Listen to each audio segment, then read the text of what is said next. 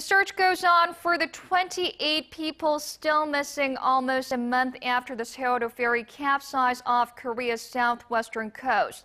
The investigation also continues here in the capital, Seoul, not only into the shadowy family network that owned the ferry, but also into the government's heavily criticized response to the sinking. Our Kwon Soa reports.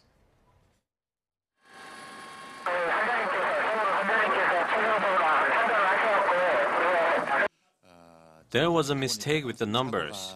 The rescue operation is being carried out simultaneously by private and public authorities, so we are prone to making mistakes.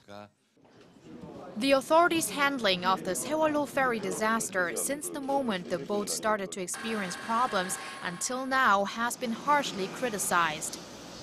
Nearly a month after that fateful day, and state auditors have begun a special investigation into the government's neglection of its duties. The Board of Audit and Inspection has deployed a 50-man team to inspect ministries and government agencies held responsible for not being able to respond effectively to the accident. This includes the Ministry of Oceans and Fisheries, the Coast Guard, as well as shipping associations related to the sunken ferry. Auditors will focus on whether the government's response was appropriate and if rescue operations progress strategically. The construction, management, and operational procedures of passenger ships will also be scrutinized. The audit team will also look into how the government is supervising safety measures.